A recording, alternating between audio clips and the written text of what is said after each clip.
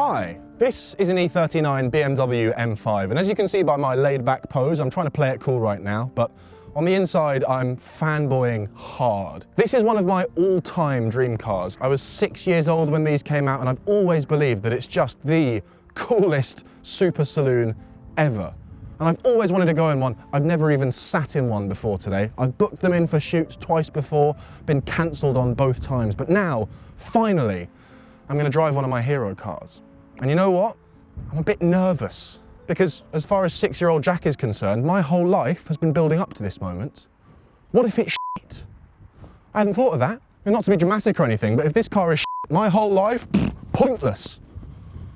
Let's find out.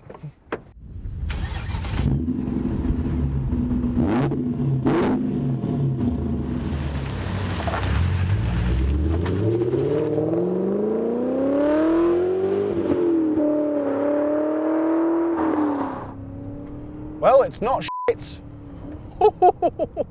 No, I'm not going to do that in this video. I'm not going to get all carried away and excited and giggly like I always do.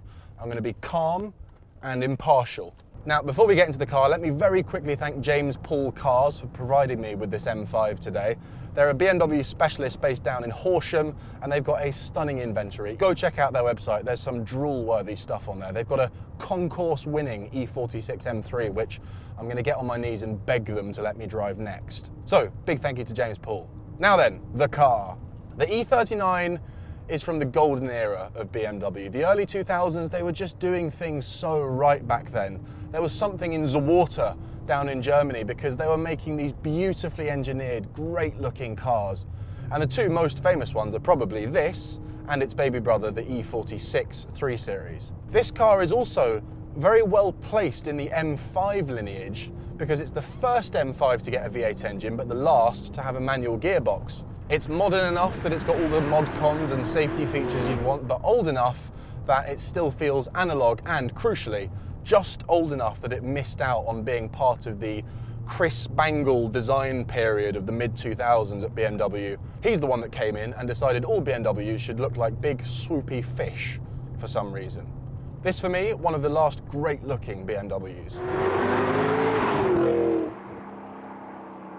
So then, first impressions. Well, actually, the first thing I'm thinking is just how novel it feels to have a manual gearbox in a big, fast family car like this. Maybe it's me showing my age or youth, but I'm really not used to ever pulling gears in a big family car, and it's a really nice thing to be able to do. Next thing I'm noticing, the engine.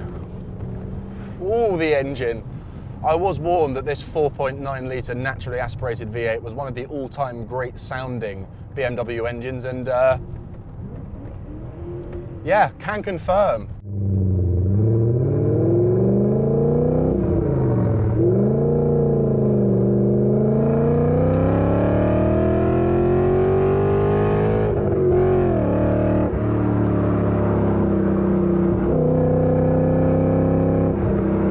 It absolutely wails, this thing. You compare that to kind of turbo farty sound of a new M4 and there's no comparison. What a noise!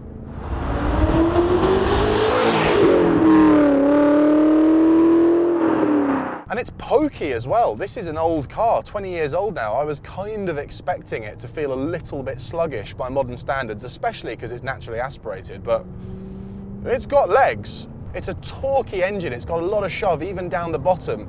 Not really how you expect a naturally aspirated car to feel. Whoo! Roads are a bit wet out, and I'm definitely concentrating on what I'm doing right now. You know, it's crazy to think that a brand new BMW M5 has what? Another 200 plus horsepower on this thing? From where I'm sitting, going faster would not improve things at all. The next thing I'm noticing, and if you watch my videos, you probably know where I'm going with this, the build quality in here is unbelievable. I mean, it's the nicest made thing I've ever sat in my life. I'm actually gonna have to pull over and explain this in detail. Give us a second. I realize you could probably do a drinking game at this point for all the times I get overexcited about car interiors in my videos, but it's so nice in here. These seats are lovely. The pedals are aluminium and perfectly positioned. The wheel is the softest of leathers. And the finish on everything is just perfect. There's no gaps anywhere. Everything is electric. My chair's got about 30,000 settings. It all works perfectly. And it's just the little things, like how nice this feels to press and how the ashtray rises up to greet you. Like this hazard button. That's the nicest hazard button I've ever pressed in my life. This is my favorite one. Would you listen to the sound this door makes? Oh, that is solid. I'm getting way too excited about that. Okay, moving on. Let's talk a little bit about the outside of this car because I want to take a moment for how good looking this thing is. For my money, like I said, the best looking super saloon of all time. I think you put any other super saloon next to this and it just looks overdone. This is an understated car. My mum wouldn't know that this was a fast car. She'd just think it was a regular BMW. It's one of the coolest looking cars ever made, and I don't want to hear any arguments about that. I think this thing is menacing. Right, enough nerding out about nice buttons. Let's talk about the handling on this thing. I'll tell you what, I'm pretty impressed because this is a big car. It's a full-size family car and it's pretty nimble and quick. Did I mention quick? I don't remember any naturally aspirated car I've driven that pulls like that right from the bottom. Yeah, agile for a big car, very direct. You don't get things like rear wheel steering that we've come to expect on modern super saloons. This is relatively unassisted. You've got nice direct steering, not a lot of feel through it, but it works. Pedal position is lovely. The gearbox is so enjoyable. It's a really robust little gearbox. You've got to kind of manhandle it into gear. It does a very good job of disguising how big and heavy it is until you have to pile on the brakes, and then it feels like a big, heavy family car that's moving quite quickly. Yeah, there it is. Nonetheless, impressed. I was really expecting to end up saying on this video, oh, it doesn't feel that quick compared to modern stuff, and it's a little bit sluggish, but it's still sharp as a tack, this thing. Ooh, that's quick. And then braking, and there's all the weight. There it is. What a hilarious car.